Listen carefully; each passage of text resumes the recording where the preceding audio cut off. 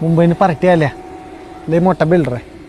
ही तुझी 1.5 एकर जमीन आहे का नाही, ती यांना आवडल्या. 2-3 इंडस्ट्री काढणार ती. अरे येड्या, ही 1.5 एकराची डाग आहे ती टाकी इकून. नाही भाऊ, जमीन इकून काय करू मी?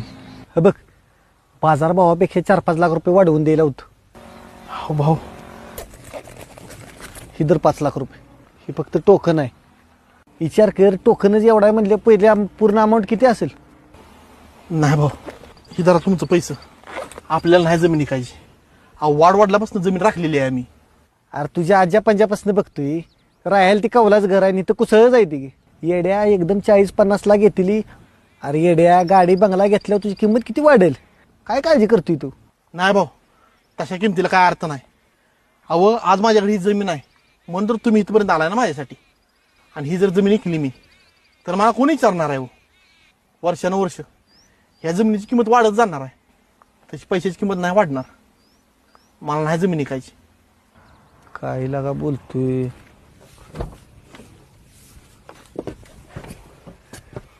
आईला लय माजोरडा आहे बघा, इकायच नाही म्हणते जमीन. आयला आतापर्यंत आपण एवढं जाग्यांचा व्यवहार केलं, पैसा बघितला की माणसं लाल टपकल्या कधी येते ती आपल्याकडे, पैशाला बोलते ती. पण लगा ह्यो फकडे मी पहिल्यांदाच असं बघितलाय, एवढा पैसा द्यायला लागलोय तरी पैशाला बोलणं झालेला का. ह्यो जमीन राखायला लागलाय, ह्यालाच जातीवंत शेतकरी म्हणते ती. मातीच्या लेकराच माती मधी मनसार, मातीच्या लेकराच